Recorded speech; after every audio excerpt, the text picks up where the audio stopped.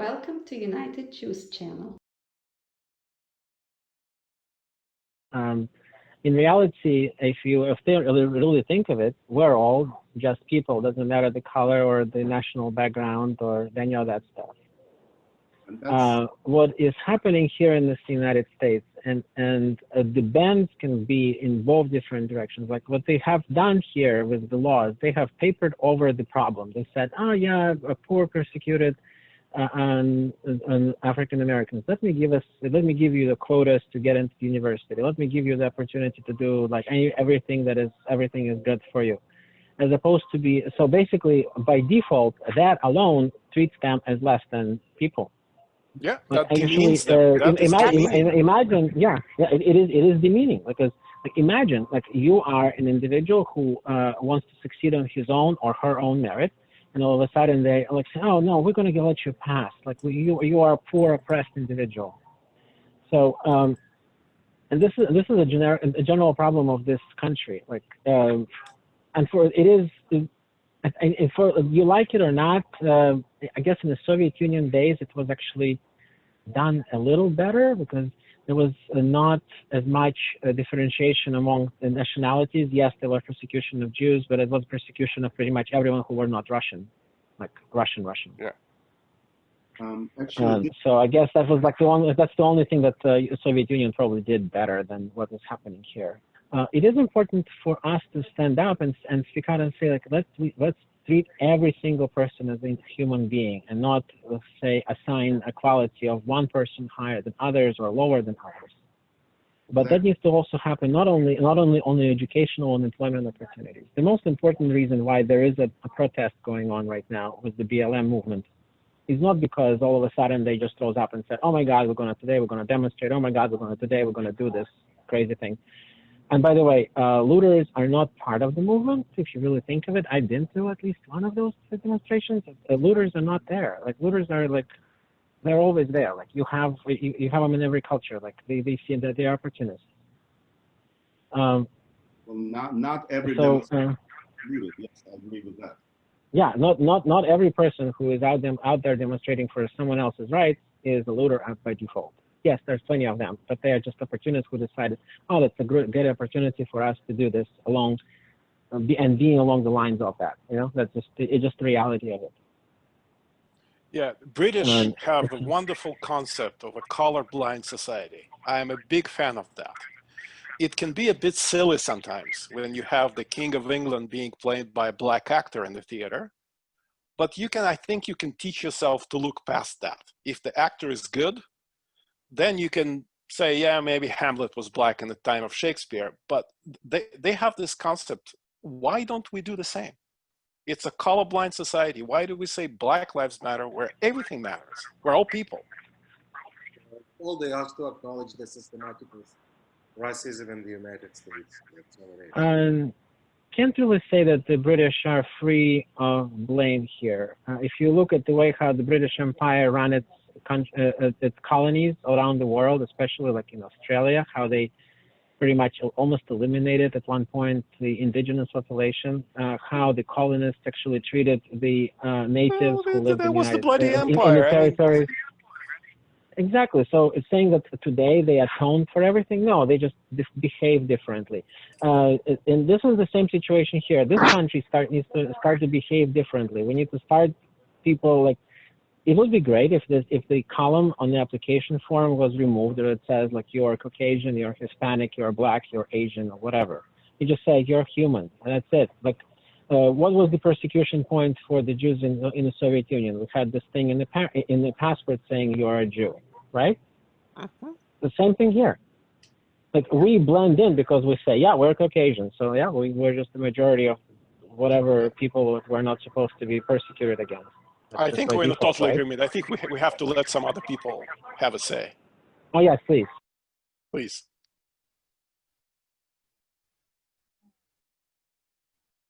You're on mute. Stan, would you like to share your thoughts? Sure.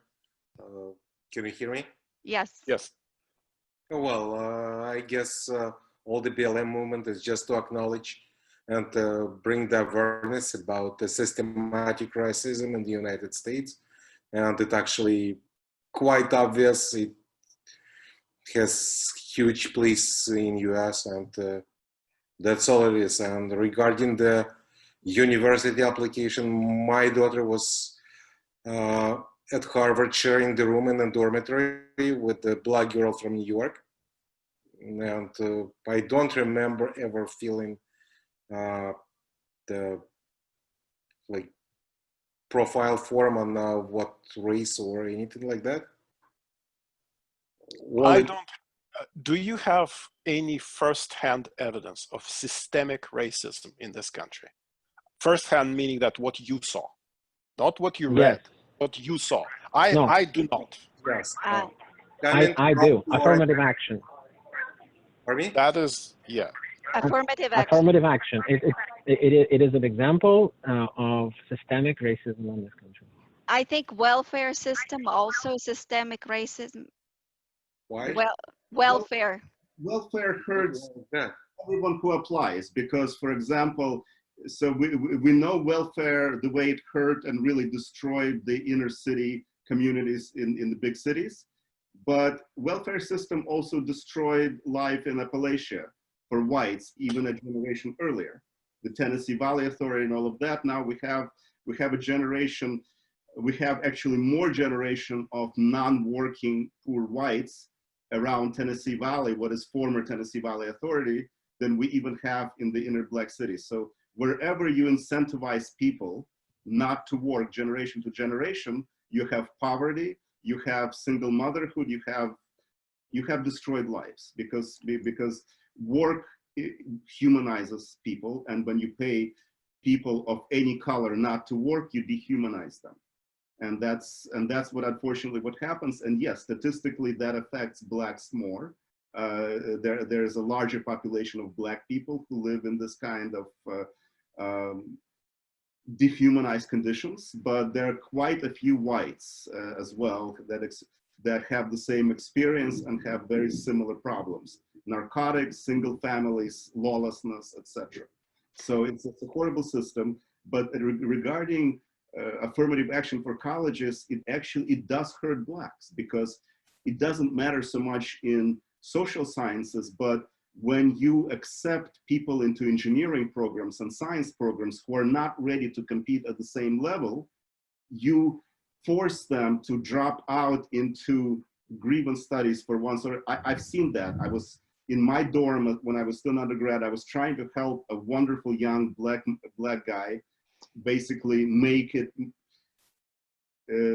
trying to help him pass his beginning engineering courses, and he couldn't. But he wasn't done. He was in the wrong place. He shouldn't have been at University of Illinois. He should have been at Northern Illinois University, where he probably would have been able to get his engineering diploma. But the people who were supposed to be at University of Illinois who were black, they weren't there. They were busy dropping out of engineering into grievance studies somewhere at MIT. So you accept people maybe into the right programs, but in the wrong colleges. Let them be at their level. Let them be at let them be where they need to be, and then they'll succeed. Then they'll succeed. So yeah, what other examples of institutionalized racism are there, and what is wrong with pure meritocracy? That's the question. Profiling. We're talking about profiling on the better of the way how the police actually treats people of color versus people who are Caucasian looking people, us included. It is time and time again shown that police treats people who are of different color than white quite badly. No matter how many times they would demonstrate that we have a token black person running the police department, that's just only that. There is no real teeth behind it.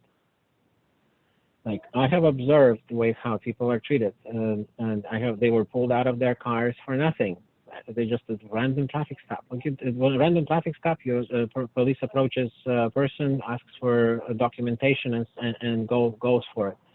As opposed to in Oakland, they would be a random like traffic stop. And first thing they do, they pull out a person out of the car.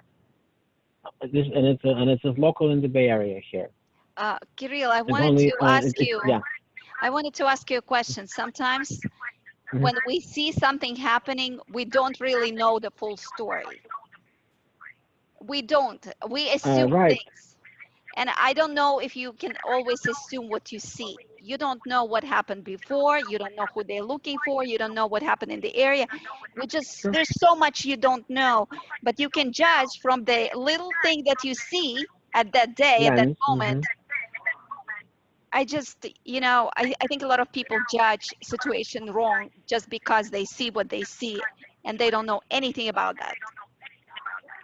Well, you can also look at the statistics. It shows that while the percentage of people who are, for example, on Black Americans, they constitute, for example, 13% of the population of the state of California. Yet if you look at the statistics, how many people are in prisons, that's over 25%. Does that mean that there's so many of them are worthy to be sent to prison? But why? So there is some disconnect. Like if they are 13%, but they're disproportionately present in the prison system, does it mean that everybody is so great? But we know that crime statistics are such that they commit disproportionate number of crimes. I remember a statement by a famous politician that when he sees the group of young Black people, he crosses the road. The name of that politician was Jesse Jackson. Kirill, you're muted. You're muted. So Jesse Jackson. I'm so sorry. You're too away from this microphone or something, but it's almost impossible to hear you. 20 years ago, Jesse Jackson, a Black left-wing politician, said that when he sees a group of young Black people coming towards him, he crosses the road. There is a reason for that. It's not because he's anti-Black racist. The reason is that, yes, statistically, young Black men commit a vastly disproportionate amount of violent crime. And that's and again, one of the reasons for that is the destruction of the Black family in the inner cities for various socioeconomic and cultural reasons. For political reasons, as we mentioned earlier, but young Black men commit a vastly disproportionate number of violent crimes in this country. There is no question that is the case. That actually goes well with what Michael said about the how people were, or I don't know, I'm sorry, who actually said about they were helping another person in the university to complete the engineering degree requirements. Yeah. It was either, yeah, it was you? Okay. So there is a very interesting author here in the United States. His name is Michael Gladwell, I think. Malcolm Gladwell, sorry. And he wrote a very interesting book, which I'm trying to remember right now because I just finished reading it. It's not Outliers. I apologize. I will forward the name of that book after we're done here in the discussion to Tatiana, and she can distribute to others. And he talks about how what it feels to be a small fish in a big pond versus being a big fish in a small pond. So while there are definitely opportunities supposedly given to everybody the same, like I have observed to a school where my kid used to go to, they would actually bus people in from poor neighborhoods, right? Just because it needs to be racially mixed. Not that there's nothing wrong with that, but it's just people who have time to spend with their kids, to have the homework done, to go to the extracurricular activity versus people who don't have that opportunity. They will have their kids will have a different level of education at the end. So basically, you're throwing people into being small fish in a big pond. They feel small fish. They feel despair. They feel no future. They feel that they have to somehow strike out on their own. And most of the time that results in violence. As opposed to if they would have had equal, I can't really actually even say that there is even a possibility of having an equal situation, because should you have like schools that are just racially divided, or should you have schools that are racially mixed? Should you have schools that are just neighborhood only people, but then again neighborhoods split because of people living of certain wealth versus not? but only allowing, it only will happen. This situation will only be fixed when we have equal opportunity for people to get education what they deserve. They would also feel that they have a chance to survive in the future. If they don't feel that, then you have the crime, and you have theft, and you have despair, and you have pretty much what's going on. I think the book Not you that doesn't mentioned, happen. yeah, I think it's called Outliers. Yeah. Outliers. Yeah, there you go. Yeah, and he talks specifically about the big fish in the smaller pond and smaller fish in the big pond, and how people who may not be exactly fit to go to a brand name university, they can go to a second name university, a second tier university and excel versus going to a first year university and fail. Right? Yeah. Same program. So that's but I'm not sure. Is your point is that they do go to the university where they on their academic level, or they should become higher? What is your point?